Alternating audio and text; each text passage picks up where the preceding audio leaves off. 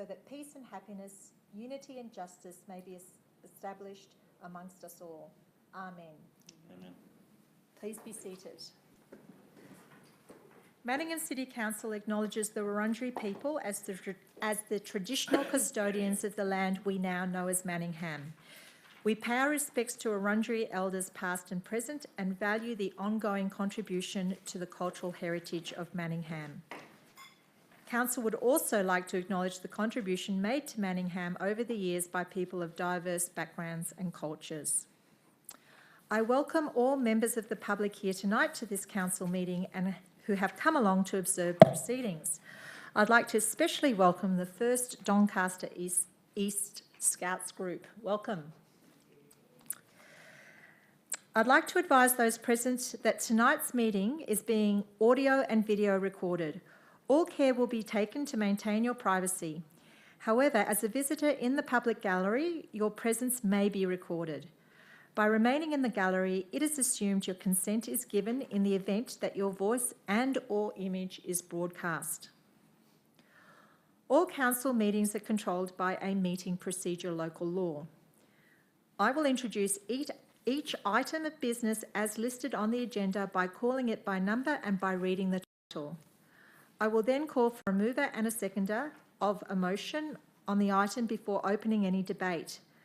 Only councillors are able to join the debate on an item. Councillors may adopt the officer's recommendation in the report or propose amendments and supplementary motions. I'd like to draw your attention to item 7 on tonight's agenda, public question time, which provides people with an opportunity to ask questions of the council. Questions must be registered prior to the commencement of the meeting to be asked. If we do not have the information at hand to provide a meaningful response, the question may be taken on notice and a response provided in writing. I would also stress that I will deal with a maximum of 2 questions per person and 2 questions on any one item. If you have more than 2 questions, please submit these additional questions in writing to Council through the normal channels. Item number 2, apologies and requests for leaves of absence. Apologies have been received from Councillor Goff and Councillor McLeish. Item number 3, prior notification of conflicts of interest. No prior notifications of conflicts of interest have been received. Item number 4, confirmation of minutes. Do I have a mover? Councillor Chen. Yes, I move that the minutes of the ordinary meeting of Council held on 26 February 2019 be confirmed. Thank you. Do I have a seconder? Councillor Kleinert. I'll put the motion. All those in favour? Motion carried. Item number 5, presentations. There are no presentations.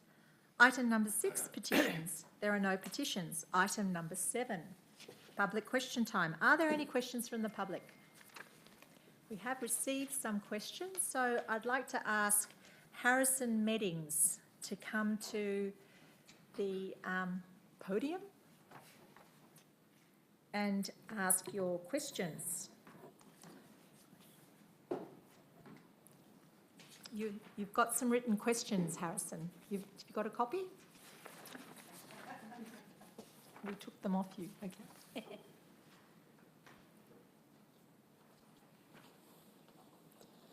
Firstly, my first question is, how do you become part of the council? Well, thank you for that question, Harrison. To become part of the elected councillors, because there are 9 elected councillors in the City of Manningham, there is an election every 4 years, and there are 3 wards in Manningham, and there are 3 positions, elected positions in each ward. Presently, you see that there are 7 of us. There are 2 absent tonight, and we represent our wards and our communities. So, and it's a postal election, and your mum and dad would have received an electoral package every 4 years with a ballot paper and a spread of all the different candidates, and they'll vote and they'll count up the votes, and you have that forms your elected council. Yeah. My second question is, where does our recycling go? Well, I'm going to direct that question to our Acting Director of City Services, Mr. Jack. Mr. Jack. Thank you, Harrison. Thanks for the question. Our recycling is collected, pardon me, through our curbside collections for domestic properties, and it's collected by Visy, and they take it to one of their plants. I believe it's in Campbellfield for sorting and separation, and then to shift off to companies that use those products, recycle them and process them, and then on-sell them for products for other services. Yep. My third and final question is, what types of things do you discuss in every night? Oh, yeah. And that's an excellent question, Harrison. And probably the agenda is a good guide because we talk about, at these meetings, we talk about planning permit applications, we talk about and decide matters in relation to the community, to the services that we provide, like recycling and waste, and most importantly, at the beginning of every council term, we endorse the council plan. So what are we going to do for the next 4 years? And we monitor that plan, and we also once a year pass the budget. So how are we going to spend the money, or that is collected mostly by way of rates, for the benefit of the community? Thank you. Thank you.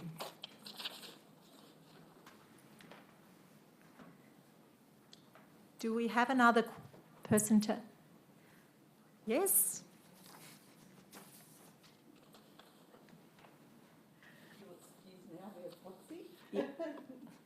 Most certainly.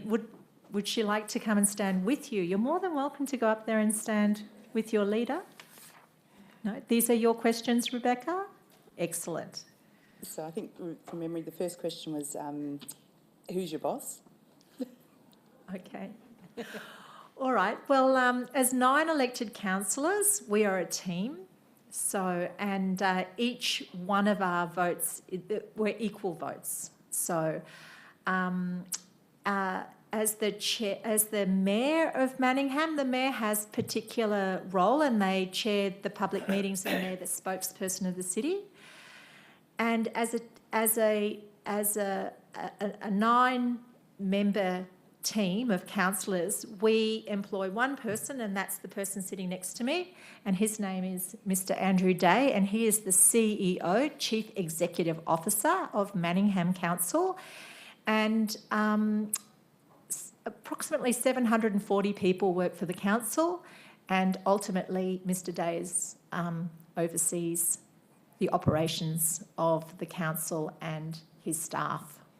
Lovely, thank you. And how long do you serve? It's a 4-year term. This is the 3rd year of the 4 years, and elections are in November. Oh, and every year, then the group of 9 councillors elect the mayor for that year. So in year 1, we had Michelle Kleinert as mayor. In year 2, we had Councillor Andrew Conlon, and I'm the mayor in year 3. Lovely. Yeah. And the third question was already asked, so thank you. Thank you.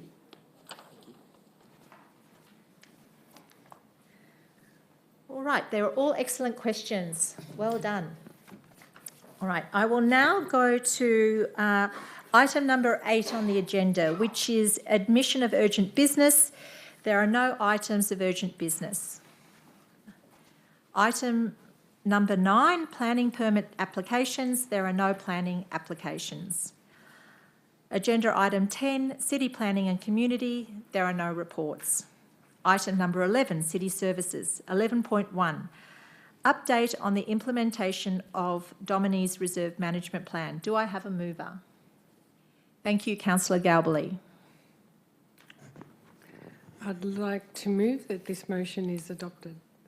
Do I have a seconder? Councillor Conlon, would the mover like to speak? Yes, just shortly. This motion is really just to endorse what we've already proposed as a council, and it's just to enable an update and a bit of a change to the space that's the social aspect of the reserve. It's basically to support the existing sports pavilion, just to sort of have a bit more of a space that's more suitable for their uses. It's anticipated that the construction of the sporting pavilion will occur between October 2019, which is this year, and April 2020. So it's basically just giving them a bit more social space, and it's squaring off the building, and the clubs themselves are putting in financially for it. Thank you. Thank you, Councillor Galbally. Would the seconder like to speak? Councillors, this is a great step forward. When I first came on the council, this looked like one of those things that was never going to get solved, and it's great that we're going forward with the agreement from the clubs to fund the extra space, as Councillor Galbally mentioned, and it'll be great for the Park Orchards community and for the wider community as we make that space more functional. In particular, the change rooms, as this enables the change room expansion to go ahead and allow for the women's facilities, or to be female friendly, I should say, for those change rooms. So I'm looking forward to seeing that get built, and I congratulate the officers for working so well with the clubs and coming up with a design that's suitable. So thank you. Thank you. Are there any speakers against the motion? Accordingly, I'll put the motion. All those in favour? Motion carried. Item number 12, shared services. There are no reports.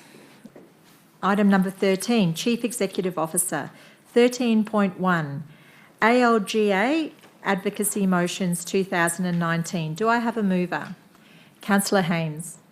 I move that the recommendation be adopted that Council endorse the advocacy motions for the 2019 ALGA National General Assembly of Local Government as shown in the attachment of the documents. Thank you. Do I have a seconder? Councillor Zafiropoulos. Would the mover like to speak? Thank you, Madam Mayor.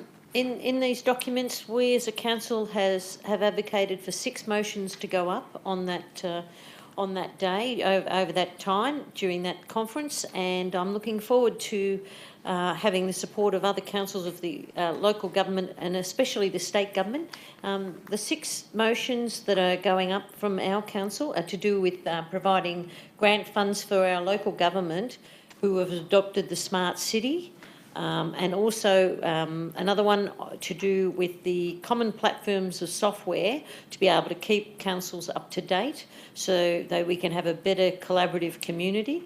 And another one is to do with the local government collaborative work with the entrepreneurial and embrace the innovation sector. And also one of the other motions is to do with the impact of roads, so we can advocate for the Australian government to advocate for roads to make some of them of national significance, and some of our roads definitely need that throughout the whole state. And one of the others is to do with the leadership and funding of the upstream waste generation. And another waste one was to do with providing seed funding and ongoing funding for the local waste councils. In the local Victorian councils, there's 79 councils, and within that there are 7 different areas of the Victorian government that work together at times, work together to try and collaborate. The Metro Waste has 31 councils within it, and each of them cover the whole 79 councils, and they've been getting together for a number of years now and doing a lot of collaborative work. And I'm glad that we're now trying to take the state needs further forward. We've been taking a lot of these state needs to the Municipal Association Victoria and also to the VLGA. So I'm looking forward to trying to strengthen the needs of the local government, because the local government provides the essential service of waste recovery to over 6 million homes throughout Victoria, and it's growing rapidly. And the local government needs more help from the state and federal government to do what is needed. We need more funding to achieve what the state requires in this area. And I'm looking forward to seeing what we can get our skin on the ground, I call it, to be able to achieve some of the things that we need here at council, as we often have to pay for the new rules that are put forward, and to implement them, the costs are not covered. So I'm hoping that we can get some extra funding so those costs can be covered, so we can actually meet the requirements that are needed to help our community do better work for our environment and our sustainability. And that includes some of the funding that the Scouts have been requesting and needing and asking for as well, to do with the work that they're doing up at that hall and the solar things and that. So I'm hoping that we can advocate and keep doing the great work, and I'm hoping that our councillors can support these 6 motions. Thank you, Councillor. Would the seconder like to speak? Oh, yeah, I'll just say. Thanks, Mr Mayor. I think Councillor Haynes outlined what the 6 motions are all about. The motions are consistent with the work we've been doing, and they basically request that the federal government play a greater role to enable us to collaborate, be much more entrepreneurial, and introduce and embrace innovation. And that is, as I said, consistent with Council's objectives and plans, because for the last year or two, we've been asking to become a smart city, and a smart city basically takes full advantage of technology to enable us to become more efficient, but also to enable us to communicate and engage with our residents in a faster way using the internet and online services and so on. We've shown at Jackson Court that through this sort of technology, we're able to manage parking much better. It's impossible to police parking. You need an army of officers, and that becomes very expensive. And you get a lot of complaints when people park beyond the hours permitted and all the rest of it. A sensor can let us know in real time that something is not being done properly at a particular spot, and we can intervene and so on. So the other thing is about data. These days, the ordinary citizen expects to be informed about everything quickly. The days of people coming in to ask questions at our counter are gone. People want to be able to pick up their phone and find out exactly what is happening, or even to convey information to council about a particular problem that council officers would take maybe days or even weeks to detect. So all these 3 motions are fantastic. There's no doubt that my fellow councillors support them wholeheartedly. All we're looking for now is for other councils all over Australia to support these motions and make the federal government give us some of the funding that is required, because innovation is not something that you can integrate easily into your budget. It requires new resources. We've got the will to pursue this. All we need is a bit of funding. Incubator funding would do it. Thank you. Thank you, Councillor. Are there any speakers against the motion? Accordingly, I will put the motion. All those in favour? Motion carried. Item 13.2, appointment of authorised officers, Planning and Environment Act 1987. Do I have a mover? Councillor Conlon. Yes, I'd like to move that the recommendation be adopted with an additional instrument of appointment and authorisation for Paul Mitchell, Planning Compliance Officer, under sections 147, section 4 of the Planning and Environment Act 1987 and 232 of the Local Government Act 1989. Thank you, Councillor. Do I have a seconder? Councillor Kleinert. Would the mover like to speak? I'll speak briefly to it. So this is mainly for the sake of the people we have here, our guests.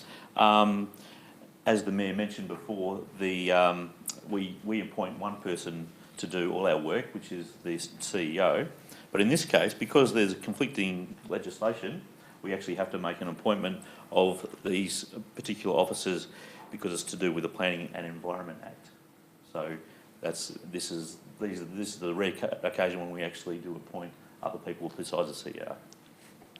Thank you. Thank you, councillor. Would the seconder like to speak? Any speakers against the motion? I'll put the motion. All those in favour? Motion carried.